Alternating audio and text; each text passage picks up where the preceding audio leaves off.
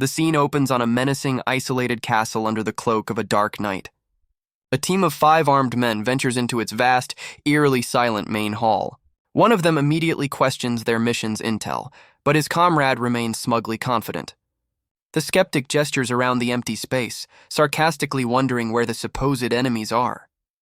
A companion suggests that rumors of a powerful figure's arrival might have scared everything off. This explanation seems to satisfy the doubter, who smirks in agreement. As they proceed, a single step forward seems to trigger a hidden mechanism. The floor beneath the group suddenly gives way, revealing a trap. They plummet into a dark abyss, shocked to find a structure that wasn't on any of their maps. Amid the fall, one of them desperately points out a possible escape route with stairs leading up. The map holder, unnerved by the gloom, suggests they take the more inviting path upstairs. His comrade immediately shuts him down, angrily stating the upper floors belong to another crew. The leader instead points toward a pitch-black corridor, decisively choosing their path forward. He then casually orders one of his men to scout ahead into the ominous darkness. The man who just wanted to go upstairs is completely taken aback by the sudden order. With a menacing glare, the leader repeats his command, making it clear who he's sending. The terrified scout looks back at his leader, who stands by his decision with cold indifference. A close-up on the leader's eyes reveals a chilling and calculated disregard for his subordinate.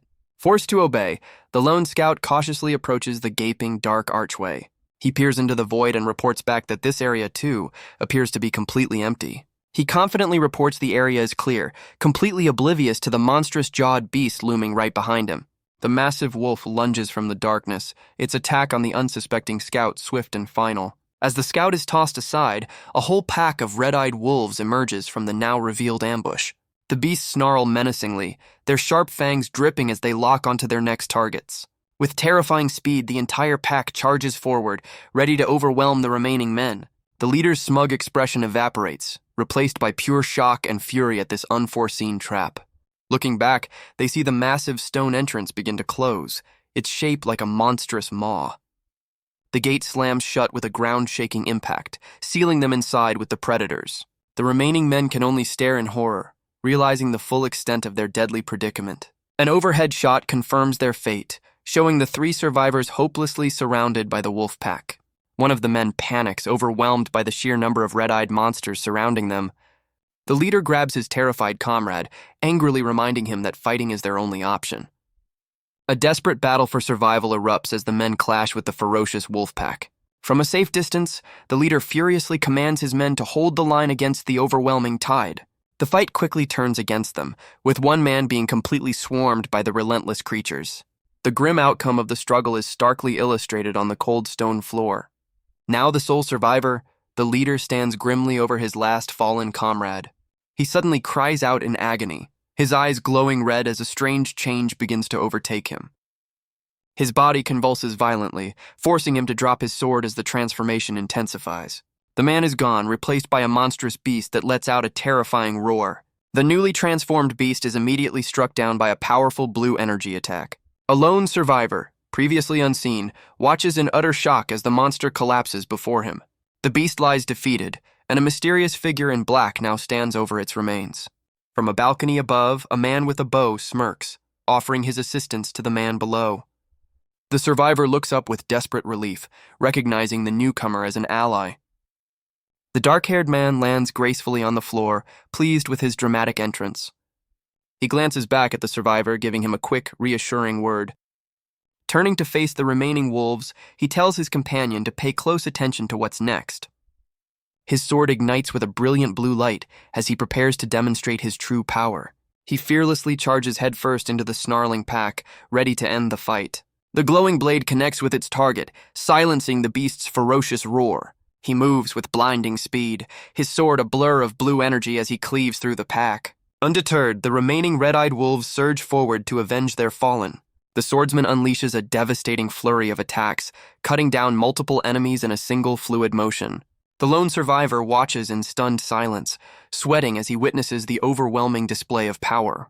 From the balcony above, the swordsman's companions cheer him on with absolute confidence. In a matter of moments, the fight is over, leaving him standing victorious amidst the defeated pack. The survivor approaches the swordsman, utterly amazed by the skill he just witnessed. His awe quickly shifts to greed as he begins to speculate about the reward they'll get for this. The swordsman turns with an irritated glare, making it clear he could have handled the situation by himself. The swordsman turns away, his expression cold and utterly unimpressed by the survivor's attitude. He then mocks the man's fighting ability, pointing out that his swordsmanship is far from top tier. The survivor grits his teeth, his face twisting in pure rage at the blatant insult. His anger quickly shifts into a sinister smirk as he sarcastically agrees with the assessment. With glowing red eyes, he ominously concedes the point, a dark aura swirling around him. The scene transitions to a new location, the ancient and desolate Ilneon ruins. A burly man rushes toward the swordsman, demanding to know why he's so late. The swordsman Ranson calmly explains he was delayed while walking through the camp with his crew. The man urgently informs him that a count has already come and gone, leaving the situation in a bad state. Ranson's cool composure shatters as he anxiously asks for details about what happened. The man explains the count left a scroll in exchange for taking the children. Ranson unrolls the document, his expression hardening as he reads its contents. The words on the page leave him utterly horrified and wide-eyed with shock. It's an assassination order demanding the head of a man named Dulkashu. His companion's grim expression confirms the deadly seriousness of the mission. The target is revealed to be Blood Count Dulkashu, a powerful pureblood vampire and master swordsman. A map illustrates the two rival territories, Kushan City, ruled by Count Casillas, and Kashu City, ruled by Dulkashu. The two counts are bitter rivals, forcing Ranson's group to perform unsavory tasks for Casillas to survive. All Ranson ever wanted was to escape this violent life and find peace with the children. His friend expresses his fury, feeling betrayed after more than a decade of loyal service. Ranson's face hardens with resolve, clutching the scroll as he prepares to act. His friend Bellson desperately tries to reason with him, highlighting the immense danger of facing a pure-blood vampire. Ranson simply smiles, revealing that without the children, his own life holds no meaning. Bellson points out that Ranson is in no shape for this fight, having just returned from another battle. But Ranson is consumed by urgency, insisting they must move immediately to save the kids. Bellson's panic escalates as he describes the elite vampire forces they would be up against. Ranson cuts through the argument, his tone shifting to one of cold authority. He pulls rank and issues a direct order, leaving no room for further debate. Bellson is visibly distressed, torn between his loyalty and his fear for Ranson's safety. Ultimately, he has no choice but to bow his head and accept the command from his prince. Ranson entrusts the care of his siblings to Bellson, asking him to stay behind for their sake. He smiles with unwavering confidence, vowing to return victorious and restore order. As Ranson and his men depart, Bellson can only watch them walk toward their dangerous fate. But Bellson's loyalty wins out, and he clenches his fist, refusing to obey the order to stay behind. The scene flashes back in time to a kingdom in turmoil, its grand castle ablaze. Inside, the Queen of Banoa calmly instructs someone to escape with a young Ranson while she holds their ground. A younger armored Bellson, the Knight Commander, vehemently refuses, vowing to protect his queen to the very end. The queen redirects his duty, telling him his true mission is to protect the young prince, the future of their kingdom. Bellson is visibly torn, his face a mask of anguish as he struggles with the impossible choice. He finally closes his eyes in pained acceptance, understanding the weight of the burden he must now carry. The queen kneels before young Ranson, impressing upon him the absolute necessity of his survival. She reminds him that survival isn't enough. He must also uphold his responsibilities as royalty. The young prince cries, terrified at the thought of leaving his mother behind and fleeing alone. His mother gently places a special necklace around his neck as a parting gift. She assures him that the ornate pendant will aid him on his difficult journey ahead. With a final, bittersweet smile, she entrusts him with the monumental task of restoring their kingdom. The young prince clutches the pendant, the weight of his new responsibility settling in his small hand. Bellson stands guard over the heartbroken prince, his own face etched with sorrow and resolve. The Knight Commander places a fist over his heart, swearing a solemn oath to protect the prince with his life. The scene fades to black, a stark message appearing that describes the kingdom's fiery demise. Bellson carries the young prince through the smoldering ruins, his expression reflecting the weight of his failure. The prince's tear-streaked face shows the deep trauma of watching his home burn to the ground. Bellson is haunted by the memory of the queen, whom he was forced to leave behind in the crumbling palace. This devastating collapse tragically coincided with the young prince's 13th birthday. Having witnessed the end of his family, the boy could only stare silently into the smoke-filled sky. And so the Night Kingdom of Banoa, with its 500-year history, was utterly erased. An overhead view reveals the full scale of the destruction, with the entire city engulfed in flames. A small group of survivors, including the last of the nobility and their knights, managed to slip away unnoticed. Their journey into exile officially begins on a specific date, marking a grim new era. They successfully crossed the border by stowing away on a ship, braving a violent storm to escape their pursuers. Huddled in the dark hold of a ship, the survivors escape Gloryland under the cover of a violent storm. Their journey ends on a grim, rain-soaked day, marking a new chapter in their exile. They step into Robertland, a lawless city where criminals and outcasts eye the newcomers with suspicion. After 2 grueling months, their numbers have dwindled to just 12, including Bellson and the young prince. The weight of their lost kingdom now rests on the shoulders of young Ranson, the sole heir. Bellson stands before the ruins of their new home, vowing to protect the children no matter the hardship. The narrative snaps back to the present, focusing on the imposing fortress of their target, Count Dulcashu. Inside the castle, a lone warrior sits defeated amidst the grim results of a failed assault. Ranson cuts a path through the enemy forces, his blade a blur of blue energy. He clutches his chest, fighting through his own pain with a desperate promise to hold on for someone. Bellson, surrounded by a determined blue aura, can only think of his prince's safety. He races through the ruined castle, desperately hoping he's not too late. He approaches a grand set of doors which bear the grim evidence of a recent brutal confrontation. Ranson himself pushes through the doors, stepping into the heart of the enemy's lair. Bellson finally catches up, his face contorting in horror at the scene that greets him. The vast throne room is a grim tableau, with Ranson standing alone before the master of the castle. On the throne sits the infamous Count Dulcashu, a chilling figure radiating pure menace. Belson's eyes dart around the room in a panic, desperately searching for His Highness. He finally spots Ranson at the foot of the stairs, grievously wounded and struggling to stay upright. Belson's eyes widen in sheer terror, realizing the dire situation his prince is in. Ranson lies broken on the steps, his body a testament to the brutal fight he just endured. With a bloodied but serene smile, he tells his loyal knight that their fight is finally over. Bellson stares in utter disbelief, unable to process his prince's words of surrender. His mind flashes back to the queen and the promise he made to protect the royal lineage of Banoa. He remembers their dream of restoring their kingdom and finding happiness once more. Overwhelmed by despair, he questions if all their hope and pride will truly end in this dark throne room. But his despair quickly turns to fierce determination as he refuses to accept this fate. A single tear escapes his eye, not of sadness, but of unwavering resolve to defy this outcome. Clenching his fist, Belson's resolve hardens as he takes in the severity of the prince's injuries. He hoists the wounded prince onto his back, vowing to save him no matter the cost. The story jumps forward 3 years, revealing a small settlement built within the desolate Ilneon ruins.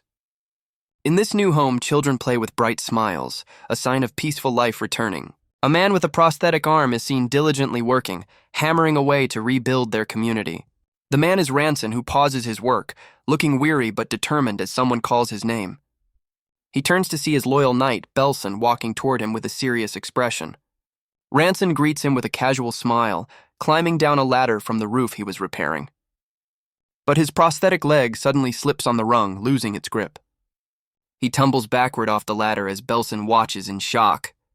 Bellson helps him up, but Ranson brushes off the fall, immediately asking for news about the Count. Belson's face darkens with frustration, revealing the Count is just stalling them yet again. Ranson forces a smile, deciding they'll just have to try again with the Count next month. Bellson points to the hammer on the ground, telling him he shouldn't be doing this kind of work.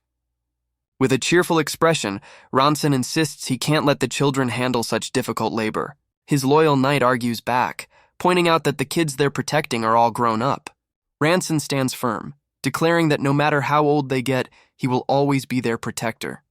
Belson's frustration finally boils over at hearing that familiar, self-sacrificing vow once again. He angrily brings up the painful topic of the elixir, a source of clear tension between them. The narrative explains the elixir is a legendary, unreproducible potion known as the medicine of life. Ranson simply smiles, dismissing the powerful artifact as nothing more than an old fairy tale. He then steers the conversation away, insisting he's fine and that they should drop the subject. Belson's expression turns somber as he quietly wonders if they'll ever see such a miracle again. Their serious talk is shattered by a sudden impact that sends the nearby children reeling in shock. A wooden sword hurtles through the air as the kids yell for the two men to get out of the way. Without even flinching, Ranson raises his prosthetic arm and snatches the sword out of the air. He turns to the stunned children with a charming smile, joking that he just finished fixing the roof. Ranson then approaches the boy responsible, offering a firm piece of advice about holding onto his weapon. The young boy looks back in confusion, insisting that he was gripping the sword as hard as he could. With a knowing look, Ranson prepares to explain the true foundation of swordsmanship. He demonstrates a proper stance, showing how to use his legs and core for stability and power. Ranson then brings the sword down on a training dummy, teaching the boy to visualize his opponent. His lesson is cut short as he flashes back to a moment of intense focus from a past battle. He remembers the desperate fight, his face battered and sweat-soaked, but his will unbroken. The memory sharpens, showing Count Delkashu descending upon him with a blood-red sword. The Count's devastating strike slams down, forcing Ranson to the floor in a desperate defense.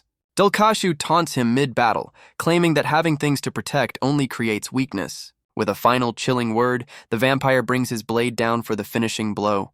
Ranson summons a wave of blue energy, just barely managing to parry the deadly red assault. He finds his resolve fueled by the very people Delkashu sees as a weakness. The Count's face twists into a manic fury as he pours more power into his attack. But the overwhelming force of the red blade shatters Ranson's defense, landing a decisive strike. Ranson grits his teeth in agony, enduring the full, brutal force of the vampire's overwhelming power. The Count's crimson blade finally breaks through, delivering a decisive and devastating blow. The violent memory ends with a final, jarring flash, signifying his ultimate defeat. Snapping back to the present, his prosthetic hand instinctively tightens its grip on the wooden sword. Bellson and the young boy watch in alarm, sensing the sudden and dangerous shift in his demeanor. Ranson comes back to his senses, looking dazed and confused after reliving the traumatic memory. He looks down to find the sturdy wooden training dummy has been completely obliterated by his strike. With a sheepish grin, he apologizes for the overzealous demonstration and promises to fix the equipment. The light-hearted moment is shattered as another young man sprints toward them with a look of pure panic. He arrives breathless, delivering a piece of bad news that immediately wipes the smiles from their faces. The messenger frantically explains that two of the older children, Daisy and Seclin, are in trouble. Ranson's expression immediately hardens, his casual demeanor replaced by cold fury. The scene shifts to a foreboding hall, the atmosphere thick with tension. He sprints through the corridor, noting the unsettling scent of blood in the air. Ranson calls out in a panic, fearing the worst for the children he protects. He arrives to find Daisy and Seclin locked in a surprisingly brutal sword duel. The red-haired girl, Daisy, glares with fierce determination, clearly holding nothing back. Her opponent, Seclin, matches her intensity, their fight far from a simple spar. Seclin smirks upon Ranson's arrival, mockingly welcoming his brother to the scene. Ranson's gaze turns to ice, his expression revealing a deep and simmering anger. Ranson confronts a smug man named Nagi, a retainer of Count Casillas, demanding to know what's going on. Nagi smirks, explaining he's holding interviews, his tone dripping with condescension. Ranson's confusion quickly turns to suspicion at the mention of these so-called interviews. Nagi reveals his plan to recruit promising fighters into his own bloodline, callously dismissing the children. Ranson's fury erupts as he questions Nagi's authority to corrupt his family with his bloodline. Seclin interrupts with a sneer, suggesting that joining any blood family is a step up. He then cruelly insults Ranson, mocking his prosthetic limbs and calling him a cripple. Ranson's gaze hardens as he coldly asks if Count Casillas authorized this unauthorized recruitment. Nagi scoffs at the question, dismissing the Count as too important to be bothered with such minor details. The realization dawns on Ranson that Nagi is acting alone, brazenly trespassing on their territory. Nagi smirks, confirming he came specifically because he heard the great Ranson had lost his limbs. He cruelly adds that Ranson's sacrifice was for nothing more than a few children. Ranson's eye twitches, his shock quickly turning into a simmering rage at the insult. With a sinister grin, Nagi openly questions if Ranson can still protect anyone in his current state. Ranson's expression turns to ice as he warns Nagi to leave the children alone and get out. The retainer scoffs, mockingly assessing Ranson's current power level as laughably low. Done with talking, Ranson explodes into action, bringing a sword down with blinding speed. Nagi's men instantly move to intercept, their 3 blades clashing against Ranson's 1. The red-eyed underlings confidently declare that he is no match for their combined strength. A brilliant light flashes across Ranson's face as he reminds them never to underestimate a swordmaster. Ranson effortlessly holds back the 3 attackers, his single blade locked against theirs in a starburst of steel. Blue energy surges from his prosthetic arm, channeling immense power directly into his sword. He unleashes a devastating shockwave, blasting his opponents away with a single fluid motion. The 2 underlings are sent crashing to the ground, instantly defeated by the overwhelming force. Seclin claps with a mocking grin, sarcastically praising his brother's impressive display. Ranson's gaze hardens as he coldly remarks on the sheer arrogance of these new recruits. Nagi just laughs it off, patronizingly telling Ranson not to be so hard on them. His expression then shifts to pure malice, sneering that Ranson is nothing but a washed-up has-been. Ranson calmly retorts, pointing out that Nagi clearly still suffers from a deep-seated inferiority complex. The insult hits its mark, and Nagi's face contorts into a dark, menacing grin as he scoffs at the accusation. Daisy looks on in shock, questioning the source of Nagi's intense animosity. Nagi's eyes glow with malice as he draws his sword, a dark red aura swirling around him. Ranson's eyes narrow, knowing that a prolonged battle in his condition is out of the question. He decides to end it all in a single, decisive blow, channeling his energy for one powerful strike. Ranson leaps through the air, his glowing blue form descending upon the seemingly unprepared Nagi. But Nagi quickly recovers, raising his own blade with a confident smirk to meet the attack head-on. A sly grin spreads across Ranson's face, revealing that his opponent has fallen right into his trap. The scene flashes through a series of sword grips, showcasing the foundation of Ranson's ultimate technique. He unleashes his true attack, a blindingly fast slash of pure blue energy that cuts through the air. His eye remains fixed on his target, his focus absolute as he executes the final decisive move. Ranson's blade connects, but the expected victory is met with a shower of crimson energy. In a shocking twist, Nagi catches the sword's edge with his bare hand, halting the attack completely. He smirks, cruelly pointing out that Ranson's power core is shattered, rendering him pathetic. Ranson stares in disbelief, unable to comprehend how his ultimate technique was so easily neutralized. Nagi gloats, revealing he has ascended to a level of power Ranson never anticipated. Seclin chimes in with a sinister grin, his red aura confirming his new allegiance and power. Ranson sweats, realizing the tables have turned as Nagi coldly contemplates his next move. The retainer's chilling threat to eliminate them all sends waves of terror through Daisy and her companion. With grim resolve, Ranson tightens his grip, preparing to fight on even in the face of certain defeat. Nagi stands triumphant, his dark power flaring as he savors his complete and utter dominance. Ranson pleads with his adversary, his only thought being the safety of the children. Nagi turns with a look of feigned curiosity, clearly enjoying the power dynamic. His face contorts into a vicious grin as he mocks the former swordmaster for begging. The cruel taunt visibly stings Ranson, who flinches at the public humiliation. He concedes the point, admitting he understands Nagi's desire to see him broken. Ranson acknowledges that his enemy's sole purpose is to utterly crush his spirit. Nagi tightens his grip on his sword, suggesting this humiliation won't come without a price. With his head bowed, Ranson seems to accept the grim terms of this confrontation. A dark red aura envelops Nagi as he cracks his knuckles, eager to begin the punishment. He unleashes a brutal first strike, landing a devastating blow directly to Ranson's face. Nagi lands a vicious punch, his face a mask of cruel satisfaction as he overpowers his rival. The blow connects hard, sending a shockwave of pain through Ranson's stunned expression. He collapses to the floor, completely overwhelmed by the brutal and unexpected assault. Without a moment's hesitation, Nagi follows up with a merciless kick to his fallen opponent. He pins Ranson's head to the ground with his boot, forcing a weak plea for mercy. Defeated and humiliated, Ranson can only offer a pained apology from beneath his tormentor's foot. Nagi's expression sours, clearly disappointed by the lack of continued resistance from the former master. He dusts off his hands with a condescending smirk, mocking Ranson for giving in so easily. With a final taunt, Nagi decides to end the day's humiliation, promising to return for more tomorrow. The children rush to their fallen teacher's side, their faces filled with despair at his defeat. Lying on the ground, Ranson offers a pained smile, assuring them that their safety was all that mattered. Later that night, the mood is somber as the scene shifts to their quiet home under the stars.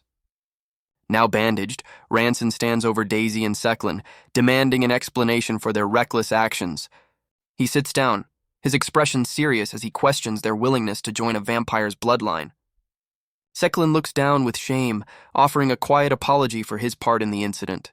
Daisy, however, turns away with a defiant glare, her arms crossed in silent protest. Ranson presses her for an answer, but is met with the cold, unwavering stare of her glowing red eyes. Her response leaves him utterly speechless, his expression shifting from concern to disbelief and anger. Daisy angrily challenges him, questioning why she shouldn't be allowed to become a retainer for Count Caius. Her eyes burn with fury as she throws his own past back in his face, reminding him that he was once a retainer too. Ranson, bandaged and weary, desperately tries to make her understand the gravity of her decision. He reminds her of their tragic past, where their families were lost to the very vampire she now wants to serve. He holds up his prosthetic arm, a stark and personal reminder of the price he paid fighting that same enemy. His gaze hardens as he questions her choice to follow the man responsible for all their suffering. His fist clenches on the table, his frustration mounting as he asks if she truly wants that dark fate. Daisy's anger finally erupts as she slams the table, furiously questioning his right to judge her choices.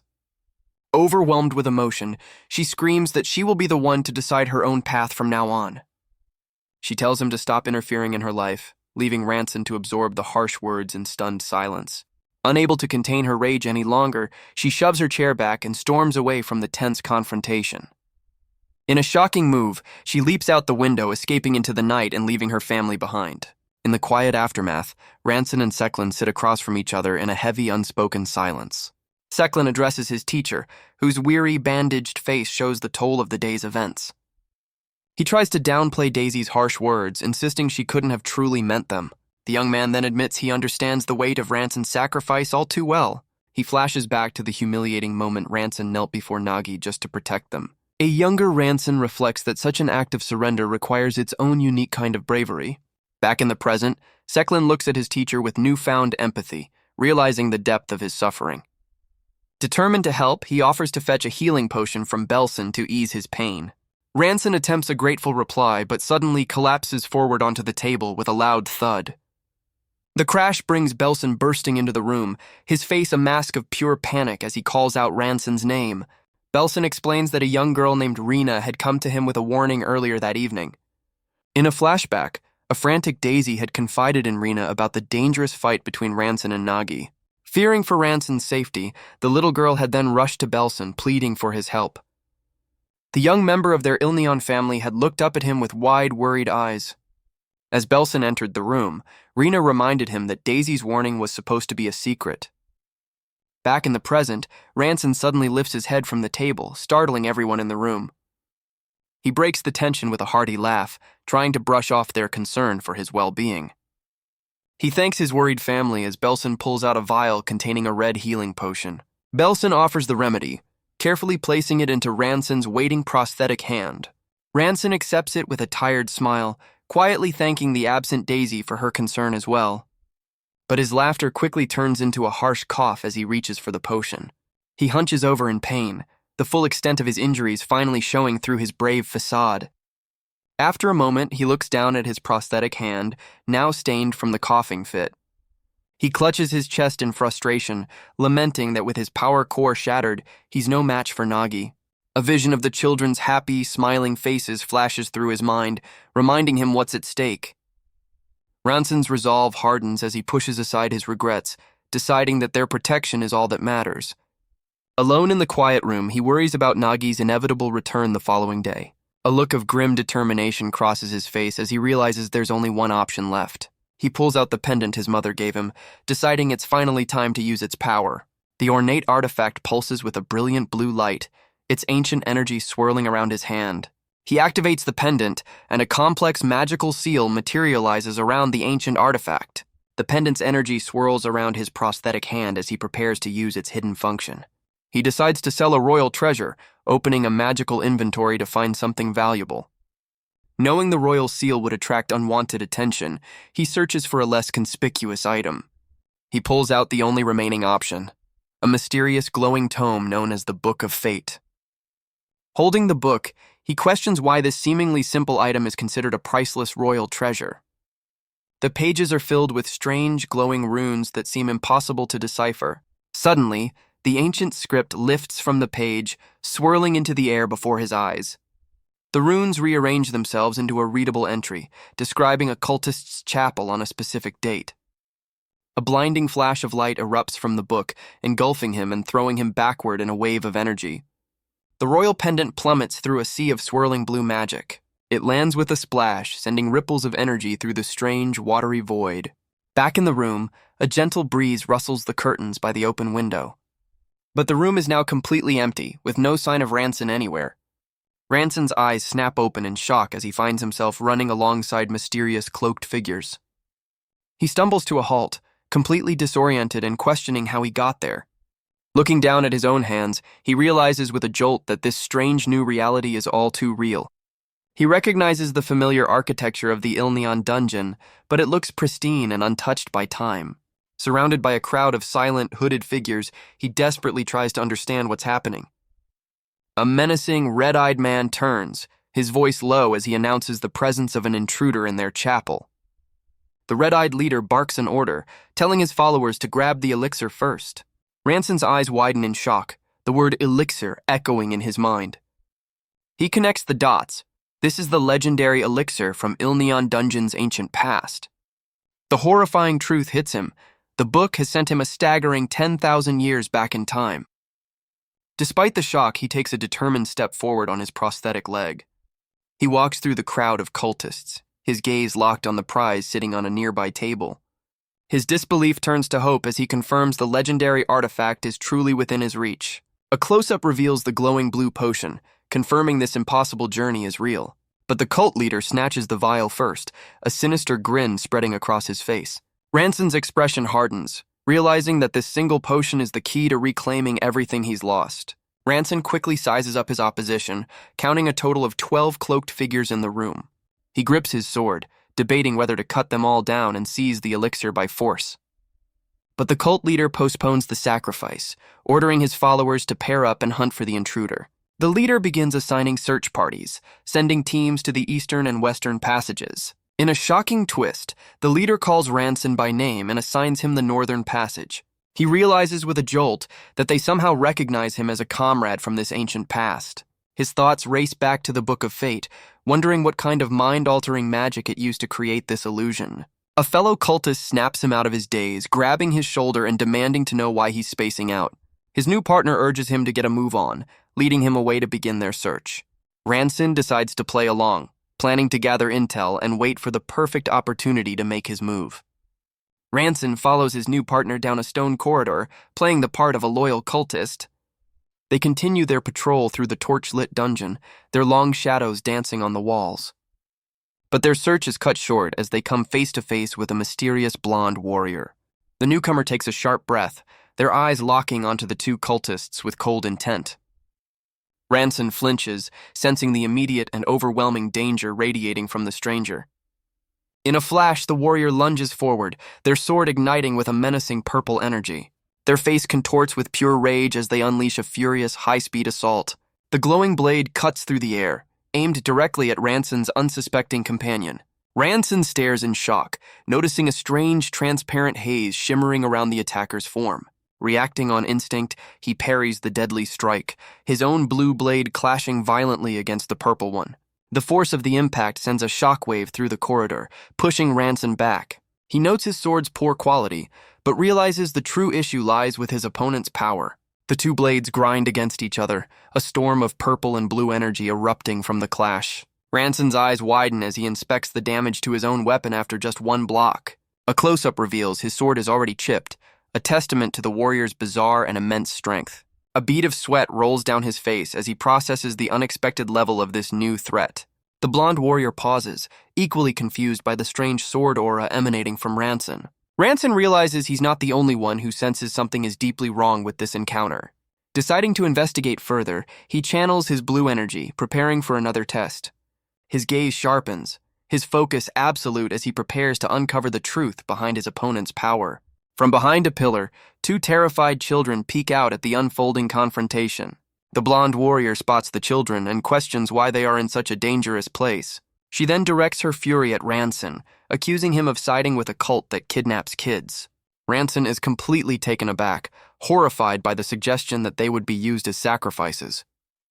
His mind flashes back to a warm memory of sharing a meal with his own found family. The image of his own happy smile reinforces his deep-seated need to protect the innocent. Back in the present, his cultist partner is suddenly pulled away, leaving Ranson to face the warrior alone.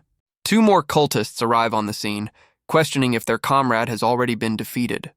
One of the newcomers decides to intervene, his body flaring with a powerful blue aura. He lunges into the fray, his sword glowing as he unleashes a devastating energy-infused strike. The blonde warrior stares in disbelief as Ranson intercepts the powerful blue strike meant for her. He glances back at the stunned warrior, calmly suggesting they should be on the same side. His unexpected proposal leaves her completely flustered, questioning the cultists' true motives. As Ranson repositions himself, two more cloaked figures are seen rushing to join the fight. One of the reinforcements spots them, just as the blonde warrior cuts down another one of their comrades. The cultist panics, realizing three of them have already been defeated, and urges his allies to help Ranson. Meanwhile, Ranson engages the blonde warrior directly, their swords clashing in a brilliant burst of energy. A confident smirk plays on Ranson's lips as he tests his opponent's strength. In a shocking turn, he pivots and lands a devastating kick on one of his own cultist allies. The blindsided cultist can only stare in utter confusion, betrayed by the man he thought was his comrade. He follows through with his betrayal, delivering a swift and final blow to his former comrade. The decisive strike is shown in a stark, stylized flash, marking the end of the cultist. Ranson stands over the defeated man, now firmly allied with the blonde warrior. He turns to his new partner with a charming smile, complimenting her on her convincing performance. The warrior is left completely baffled, having no idea what performance he's talking about. He playfully dismisses her confusion, claiming he was just defending himself from her reckless attack. His tone shifts back to serious as he tells her to continue assisting him in the fight ahead.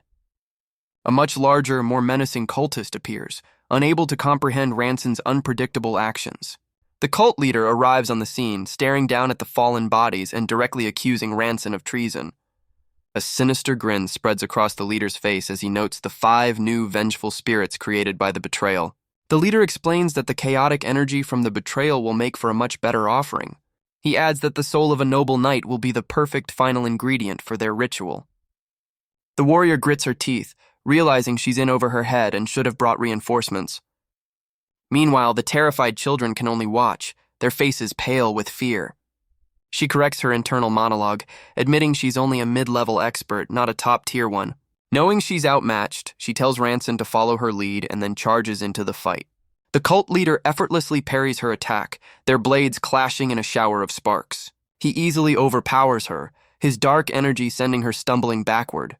The warrior winces in pain as the force of the blow lands squarely on her shoulder. The leader then lands a devastating punch, catching her completely off guard. The warrior's face twists with fury as she channels all her energy into a desperate final strike. But Ranson moves in a flash, positioning himself between her and the cult leader's incoming blade.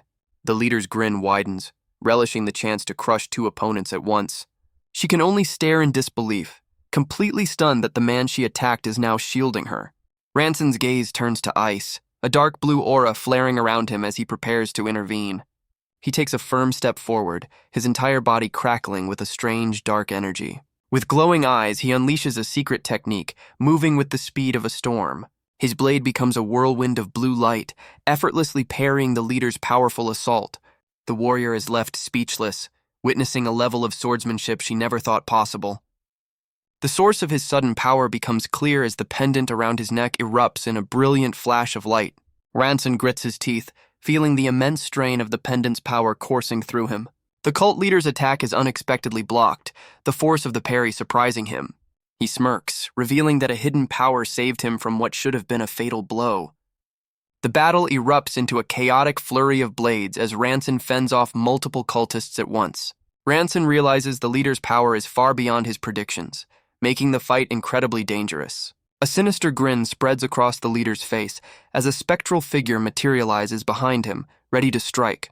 The blonde warrior continues her own fierce assault, her glowing purple blade clashing with another cultist. She turns her fury on Ranson, demanding to know what he's doing in the middle of the fight. Ranson looks down at his hand, confused by her question about his seemingly weak sword aura. The cult leader scoffs, cruelly mocking Ranson's skill and calling him an amateur swordsman. The cult leader lands a devastating blow, sending the blonde warrior reeling in agony. She's thrown across the stone floor, her sword clattering beside her as she skids to a halt. The leader flashes a sadistic grin, clearly savoring his overwhelming victory. He turns his blade on Ranson, dismissing him as a half-baked swordsman and preparing for the final strike. The insult strikes a deep chord, reminding Ranson of his long and difficult journey to become a swordmaster. His eyes ignite with a fierce blue light, ready to prove that his power is anything but amateur. He channels his energy into a new technique, weaving his power into a deadly aura thread. Ranson lunges forward, his blade a blur of refined blue energy as he unleashes his true power. The leader's face twists in shock, unable to comprehend this sudden and dramatic shift in strength. In a single fluid motion, Ranson cuts down 2 more cultists, his new technique proving its deadly effectiveness. Ranson scoffs at the insult, unleashing a dark, powerful aura that proves he's anything but an amateur. The cultist's face contorts in disbelief as the blue energy blade cuts through his defenses with ease. With a final, decisive strike, Ranson stands over his defeated foe as the dark energy dissipates. But the immense power comes at a cost, and he collapses to his knees, coughing violently. The blonde warrior can only stare in awe, completely baffled by the man who just saved her life. Ranson stumbles over to the fallen cult leader, ignoring her questions as he clutches his chest in pain. He frantically searches the leader's body, his mind fixed on the one thing he came here for. His search pays off as he pulls a small, unassuming wooden box from the cultist's robes. A triumphant grin lights up his face as he reveals the prize inside, the legendary Elixir. With trembling hands, he holds the glowing potion, ready to drink the miracle that could restore everything he lost. The blonde warrior stares in shock as a cultist grabs Ranson's arm, demanding to know what he's doing. In the struggle, the precious elixir is knocked from his grasp, its contents spilling uselessly onto the floor. The warrior looks on in confusion as the cultist's body begins to strangely fade away. A golden pocket watch materializes, its hands spinning wildly as time itself seems to unravel. The scene abruptly shifts back to the present, showing the familiar Il-Neon ruins under the quiet moonlight. A worried Daisy stands outside, wondering where Ranson could have disappeared to so late at night. Overcome with regret, she realizes she must find him and apologize for her harsh words. Hoping he's returned, she cautiously approaches the door to his room. She opens the door only to find Ranson collapsed and unmoving on the floor, her face twisting in horror. She rushes to his side, calling his name in a panic as she sees his battered and unconscious state. Ranson lies defeated on the floor, his hand tightly clutching the small wooden box from his trip to the past. Bellson and a guilt-stricken Daisy watch over Ranson, who now rests unconscious in his bed.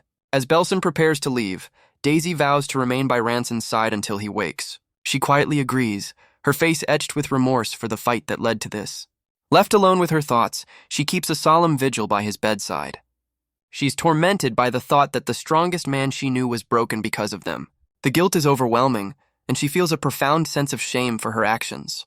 Her train of thought is broken when Ranson suddenly moves, startling her.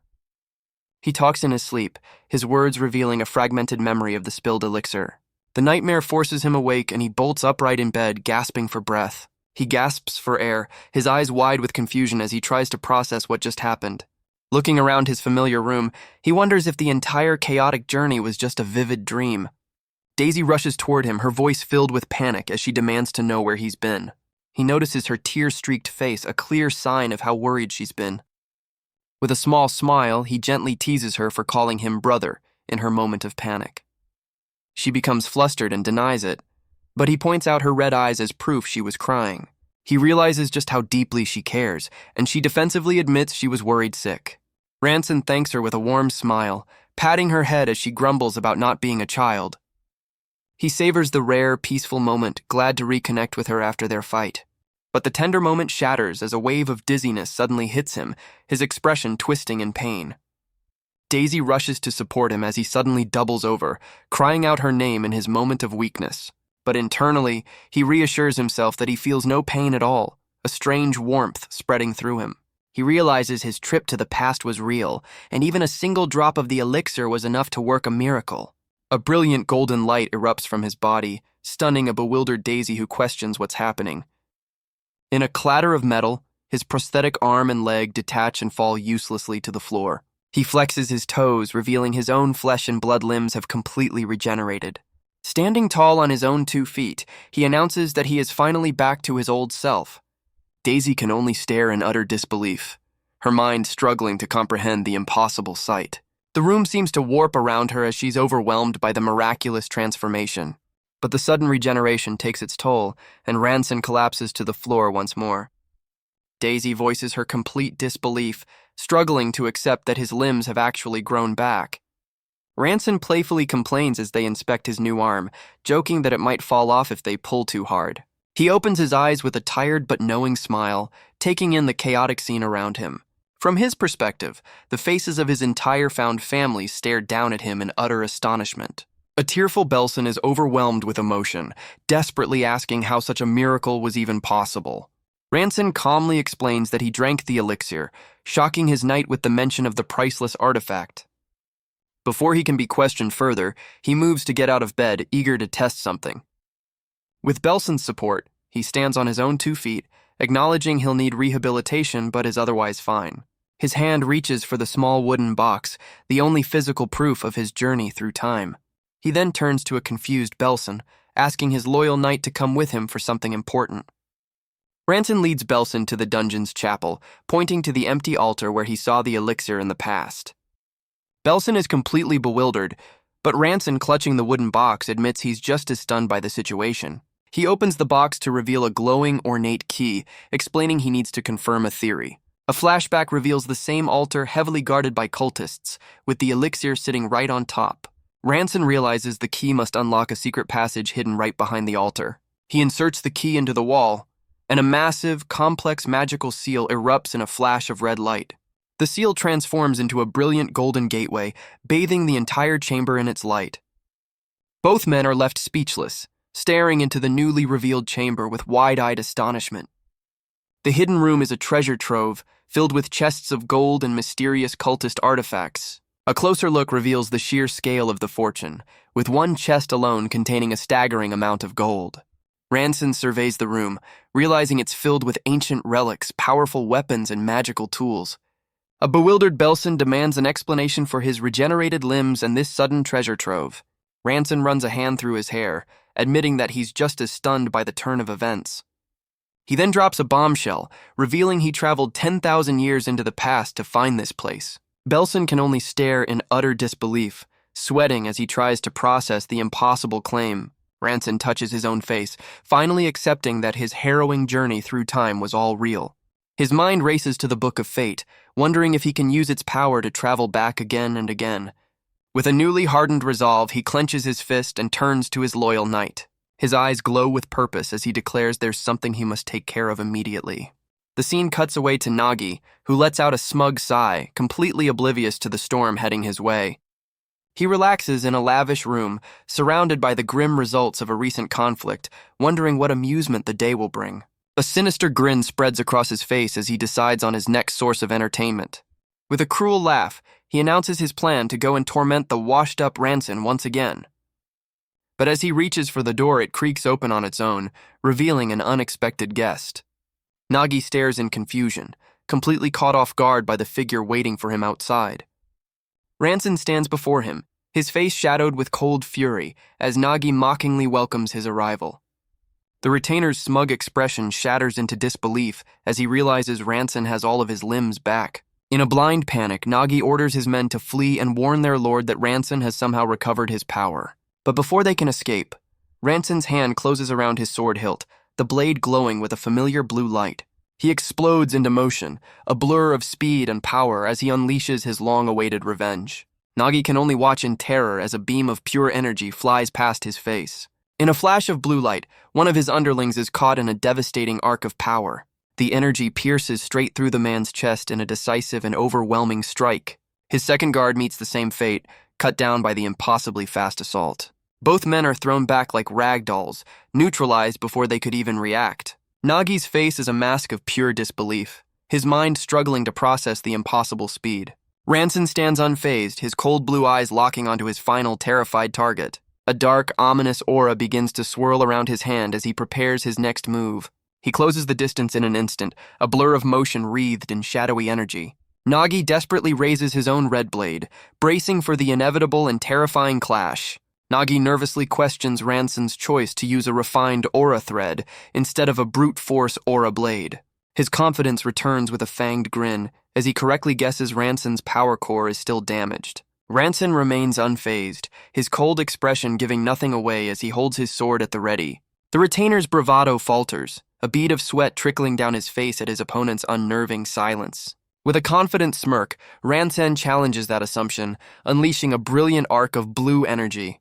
Nagi digs in his heels, boasting that he's now a noble-class member of the Count's direct bloodline. He gloats about his new body's superior physique and powerful regenerative abilities. A dark red vampiric aura envelops his blade, which he claims is the source of his newfound strength. He declares that with this power, he can easily defeat even a legendary swordmaster. Ranson's attack flies forward, a focused stream of blue energy cutting through the air toward his foe. Nagi's smug confidence shatters as the blue energy effortlessly cuts through his vaunted vampiric power. The refined aura thread strikes with pinpoint accuracy, delivering a swift and undeniable conclusion to the fight. Defeated and broken, Nagi can only stare up from the floor, his reign of terror brought to an abrupt end. Ranson kneels in the aftermath, the immense power he just unleashed leaving a visible strain on his newly healed body. He grits his teeth, acknowledging that while his core is restored, he still has a long way to go to fully recover his strength. Time passes, and the scene shifts to a peaceful, sunny day outside the Ilneon dungeon entrance. Back inside, Daisy ponders the incredible story, still struggling to believe Ranson actually traveled through time. Ranson confirms it all, revealing the Book of Fate from the Banoa royal family was the key to his impossible journey. Bellson immediately asks if he can use the book again, but Ranson admits it's been completely inert since his return. A woman named Sei Milan joins the conversation, suggesting that an artifact from the Age of Magic could certainly make time travel possible. Ranson ponders the book's power, questioning how such divine magic could fit into one small artifact. Daisy interrupts, pointing out a major paradox in his story about the elixir's discovery. Her sharp logic leaves him completely stunned, unable to process the contradiction she just revealed. He flashes back to the past, realizing he only managed to drink half the elixir before it was spilled. He asks Bellson if the historical records ever mentioned the quantity of the elixir found, but the knight has no idea. With no clear answers, Ranson admits they can't be certain how his actions affected the timeline. The group is left to wonder if history was changed, or if only half the elixir was ever meant to be found. Samilan warns him that if he travels back again, his actions could have world-altering consequences. She then asks him a heavy question. If he could change the past, what would he even want to accomplish? Ranson falls silent, seriously contemplating the immense power he might hold and what he would do with it. His thoughts drift to a painful past, recalling his vow of revenge as the last surviving royal of Banoa. He remembers his ultimate goal, to restore his fallen kingdom to its former glory. But he knows that to achieve this, he must first eliminate his sworn enemy, Count Casillas. He reflects on his past naivety, once believing that serving the Count would ensure his family's safety. He clenches his fist in frustration, now understanding the bitter truth that true security cannot be borrowed. Similan voices her concern, pointing out the Count was already a swordmaster before absorbing a powerful pure bloodline. Ranson grimly considers the inevitable reaction from the volatile Count upon learning of his recovery. The group sits in tense silence as Similan confirms their fears. A confrontation is now unavoidable. Ranson reveals their timeline is short, with the next tax report due to the Count in just 3 weeks. His eyes burn with resolve as he declares his intention to settle things for good before that deadline arrives. Under the bright sun, Ranson prepares to hone his skills for the coming battle. Alone in the training yard, he takes his stance, his focus absolute. With a determined gaze, he lifts his sword, ready to push past his limits. His mind flashes back to the chaotic and powerful swordsmanship of the ancient cult leader. He then remembers the blonde warrior's relentless and unyielding technique.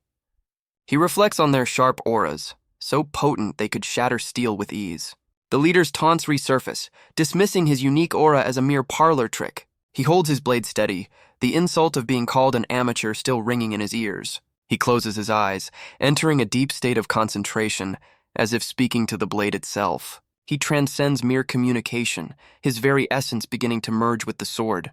His eyes snap open, a sudden and profound realization dawning on him. He channels a new purple energy into his blade, a confident smile playing on his lips as he understands its nature. He confirms his suspicion that this power is something far different from a standard aura. But his training is cut short as a frantic Daisy rushes toward him with terrible news. His face pales as she reveals their sworn enemy, Count Casillas, is making a move. The scene shifts to the Count's imposing and ominous castle, foreshadowing the coming confrontation. Inside, a retainer informs the shadowy figure on the throne that Ranson's family has been summoned in 3 days. Count Casillas smirks from the shadows, revealing he's been patiently waiting for this moment. His plan is revealed to involve the last nobles of the fallen kingdom of Banoa. With a terrifying fanged grin, he declares his intention to use them as sacrifices. Ranson sits in deep thought, questioning the timing of the Count's sudden and unexpected invitation. Bellson wonders if they've been found out, but Milan dismisses the idea, certain any blame would fall on rebel forces. She reveals the true problem. This summons has completely ruined their carefully laid plan to assassinate the Count. Their best chance of victory was to strike while Count Casillas was vulnerable during a mysterious ritual. Ranson is completely out of the loop, having no idea what this ritual even is. Milan explains that the Count has been leaving his castle once a month to perform this ceremony alone. Daisy adds a chilling confirmation, revealing she personally witnessed the Count's men kidnapping children. The horrifying truth comes out. The Count uses entire villages and innocent children as sacrifices for his dark purpose. Ranson is shocked, unable to comprehend why the proud man he knew would now grovel before some unknown entity. He realizes with a grim certainty that while he was injured and isolated, his enemy became something far more monstrous. Ranson looks stunned, demanding to know how Milan gathered such dangerous intel. She coolly reveals the existence of her own personal information network. He immediately frets over the risks she took navigating the city alone to get this information. Milan cuts through his concern, bluntly stating that their assassination plan is now completely useless. A comedic interlude shows Bellson reminding an overprotective Ranson that C is a capable adult. Daisy cuts in, her red eyes filled with a serious concern for her brother. She voices her doubt, asking if he truly has the power to defeat a monster like Count Casillas. Ranson's gaze hardens as he unsheathes a magnificent sword, insisting that he has no other choice. He sets the blade on the table, declaring that this weapon gives him the fighting chance he needs. Bellson stares in awe, recognizing the legendary blade as the long-lost king's sword. He explains the sword is forged from a rare, sky-fallen metal infused with powerful aura. Ranson's hand closes firmly around the hilt, ready to wield its legendary power. He confidently declares that this sacred blade is the perfect weapon to use against a vampire. Daisy agrees to trust him, adding with dark humor that they'll face the outcome together. Her grim joke catches him off guard, his expression tightening at the thought of failure. She quickly brushes it off with a smile, claiming she was only trying to lighten the mood. But her face turns serious again as she insists they still need a new plan to defeat the Count. Ranson acknowledges the immense risk, but his determined gaze shows this is the path he must take. The scene then shifts to the peaceful Luera village, where 3 young boys run freely through a sunny field. They playfully argue over who found the biggest mushroom, their innocent laughter filling the air. One of the boys runs ahead, eager to prove his mushroom is the largest. But his prize slips from his grasp, tumbling to the dusty ground. In an instant, their peaceful village is consumed by a sudden and violent inferno. The children can only stare in horror, completely unable to comprehend the sudden chaos. Armored knights appear from the flames, cutting down the fleeing villagers without mercy. The brutal assault continues as another man is struck down from behind. The grim results of the raid are piled high in a cart, a silent testament to the knights' cruelty. The emotionless soldiers stand ready amidst the destruction, their task far from over. Their cold eyes then fall upon the terrified children, who are now their next target. The knights advance with grim purpose, their blades poised to capture the last survivors. The boys scramble in terror as the knights close in, their faces masks of pure panic. But from the shadows, a mysterious archer takes aim, his eyes glowing with a strange red light. He lets loose a single arrow that streaks through the air with deadly precision. The projectile finds its mark, neutralizing 2 of the armored soldiers in a single decisive shot.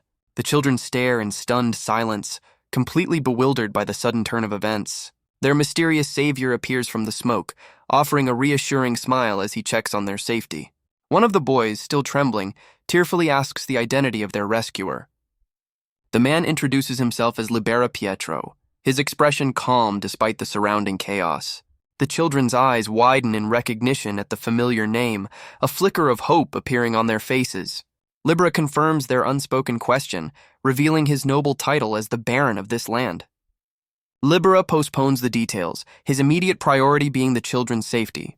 He grabs two of the boys, insisting their first priority is to escape the chaos. As he gathers the terrified children, one cries out for his mother, still trapped in the inferno.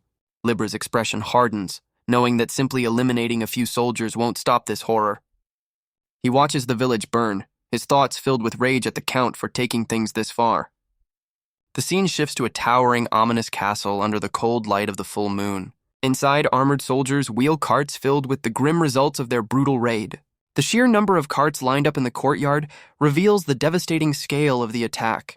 A closer look at the carts confirms the tragic fate of the villagers from the raid. A retainer reports to a commanding figure that they've exceeded their quota, bringing back 116 victims. A sinister fanged grin reveals the commander's true monstrous nature. Count Casillas dismisses his men, announcing he will personally handle the grim offering. The retainer bows deeply, leaving his master to the dark task ahead.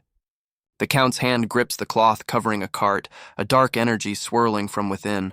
A malevolent red aura envelops him as he begins to absorb the life force from the tragic offering. His eyes gleam with cruel anticipation as he confirms Ranson's family is arriving the next day. He turns away, surveying his domain as a faint light glints from the cart's contents. His hand moves aside the covering, revealing the grim reality of the night's brutal work. A look of smug satisfaction crosses his face as he savors the moment. He tightens his grip on the cloth, the finality of the act hanging heavy in the air. Ranson clutches his royal pendant, its blue light pulsing with hidden power. A powerful blue aura erupts around him as he prepares for the dangerous mission ahead. Back at their base, C. Milan lays out the intel for their new high-stakes plan.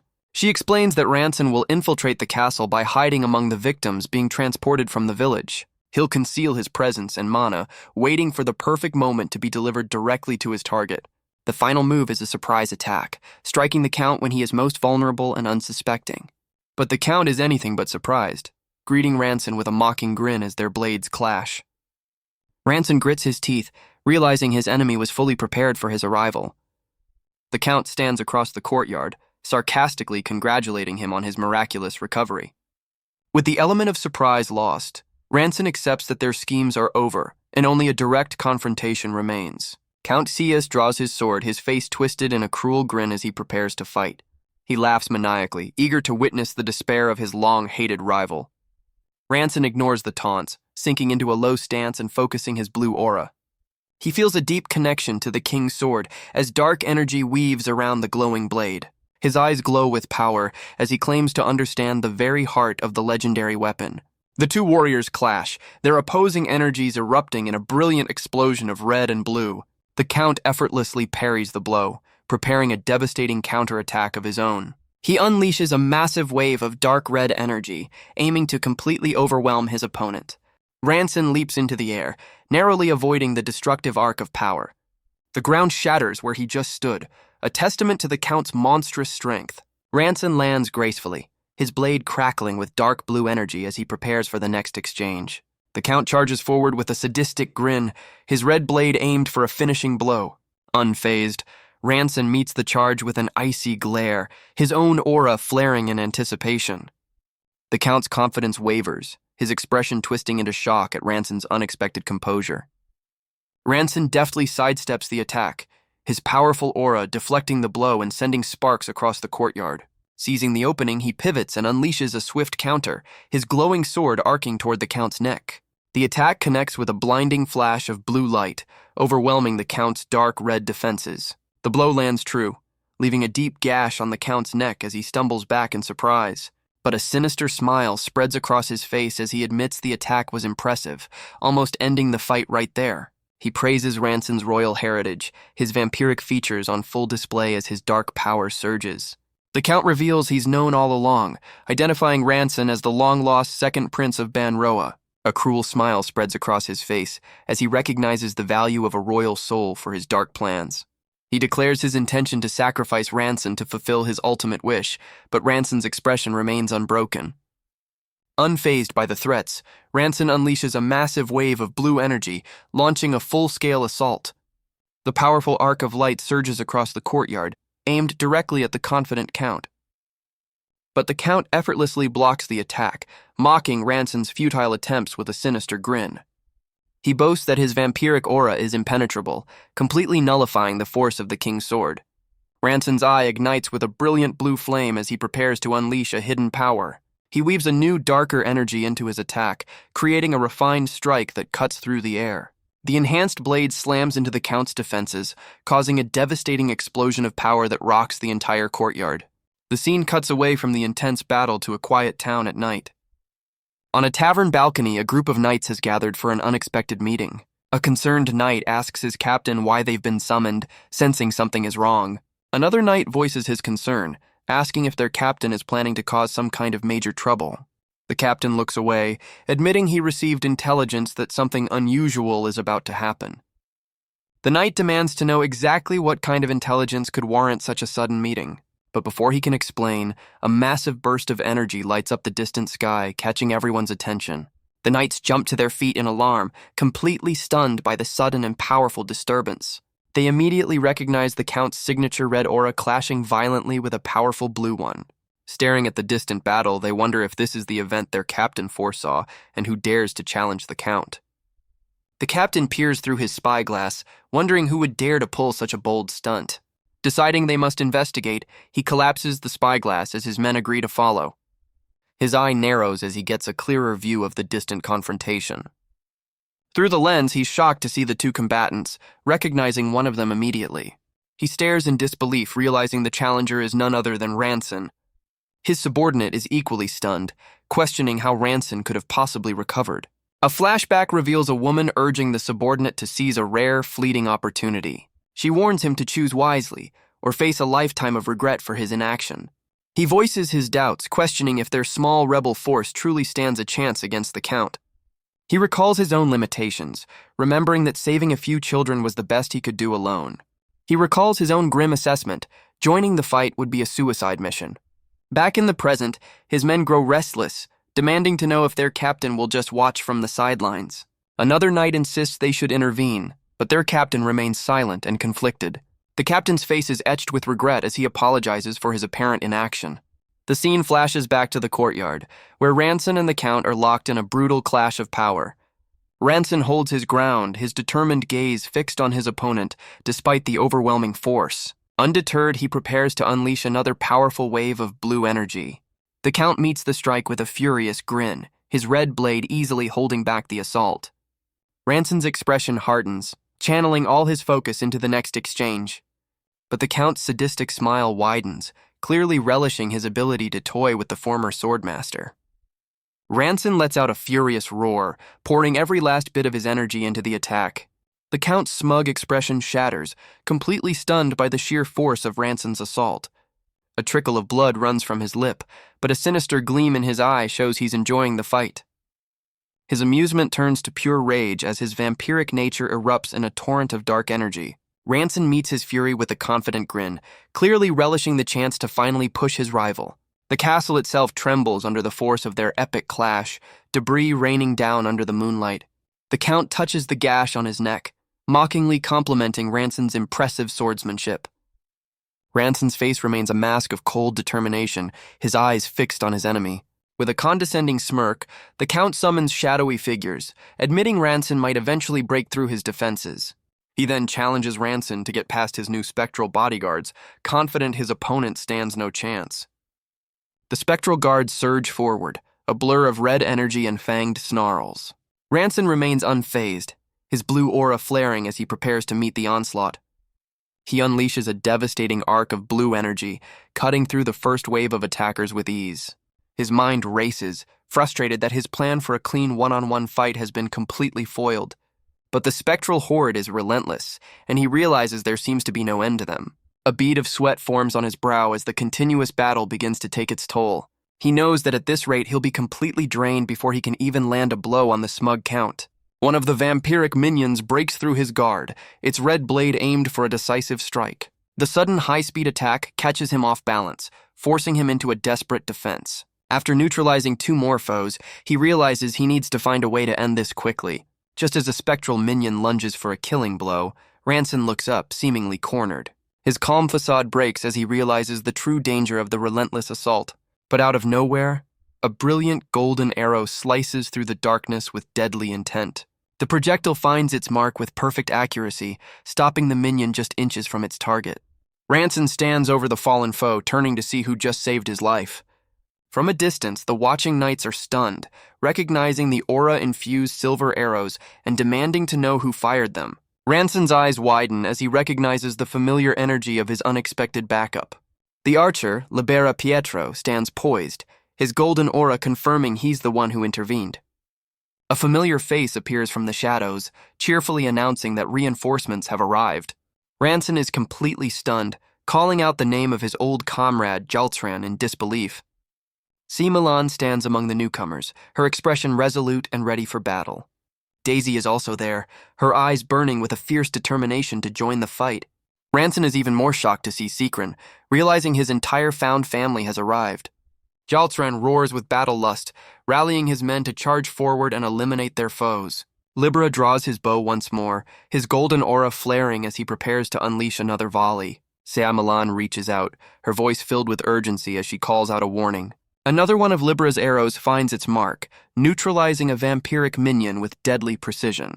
The rest of the team dives into the chaos, their blades clashing with the spectral horde. Ranson's focus shifts from the enemy to his friends, panicking at the thought of them getting hurt. Daisy challenges his overprotective nature, reminding him that they are all capable warriors now. Daisy insists with fiery determination that this is a battle they must all face together. Jaltran enthusiastically agrees, his blade glowing as he dives back into the fray. He confidently tells Ranson to leave the minions to them and concentrate solely on the Count. Ranson looks on, still hesitant and visibly concerned for his family's safety. A small, knowing smile appears as he finally accepts that they've grown into capable warriors. His grip tightens on the king's sword, his resolve hardening as he prepares to trust them. His eyes open, now glowing with an icy blue light, his focus shifting entirely to his true enemy. Across the courtyard, the Count smirks, his dark red aura pulsing with malevolent power. Ranson plants his feet, a dark energy coiling around his legs as he prepares to unleash his full strength. He raises the king's sword, its blade igniting with a brilliant blue flame as he channels his power. With his allies holding the line, Ranson declares his intention to finally deal with his sworn enemy. The Count meets his resolve with a fanged, sadistic grin, eager for the real fight to begin. He decides to start the fight with a brutal move, his arm swelling with dark, vampiric power. His hand transforms into a monstrous claw of pure, shadowy energy, poised to rip his opponent apart. The massive claw of darkness hurtles toward Ranson, who braces for the overwhelming impact. But Ranson touches the pendant on his chest, activating a hidden power in this critical moment. A brilliant golden magic circle erupts from the ground, intercepting the Count's attack with divine light. The Count's smug confidence shatters, his eyes wide with disbelief at this unexpected power. The golden light explodes in a cataclysmic blast, completely obliterating the dark energy claw. The dust settles to reveal the Count, stunned and missing an arm from the devastating counterattack. The Count stares in fury at his missing arm, unable to comprehend the sudden reversal. Ranson taunts him, revealing the guardian necklace was the source of the devastating counter. He lets the now broken artifact fall, its purpose served and his focus returning to the fight. Ranson recalls finding the powerful necklace in the ruins, a lucky find that just saved his life. The shattered pendant lies on the ground, its one-time protective magic completely expended. But the Count's monstrous arm begins to regenerate instantly, his vampiric power on full display. He correctly assumes Ranson is now vulnerable, seeing an opening after such a powerful attack. Ranson grips his sword, preparing to unleash a secret technique he's been holding in reserve. A refined, almost spiritual energy begins to flow from the blade, unlike any aura seen before. He achieves perfect unity with the king's sword, his own essence merging with the legendary weapon. With a cold, determined gaze, Ranson unleashes a devastating new sword technique. A massive whirlwind of pure blue energy erupts from his blade, tearing across the courtyard. The Count is absolutely livid, his dark red aura flaring with demonic rage at the challenge. He roars in defiance, swinging his own blade to meet the incoming storm head-on. The two opposing forces collide in a cataclysmic explosion of red and blue energy. Ranson's refined technique begins to shred through the Count's raw vampiric power. The Count's arrogant confidence shatters, his face twisting in shock as his defenses crumble. The relentless assault finally creates a crack in his aura, exposing a critical weakness around his neck. Seizing the momentary opening, Ranson's gaze locks onto his target with cold precision. He lunges forward, channeling all his power into a single piercing thrust aimed to end the fight for good. The Count's eyes widen in pure terror as he sees the final, unstoppable blow coming. A brilliant explosion of blue energy completely engulfs him, sealing his fate in a flash of light. Ranson stands victorious but exhausted, the immense power of his final attack leaving him breathless. The castle itself bears the scars of their epic duel, its towers crumbling under the force of the final clash.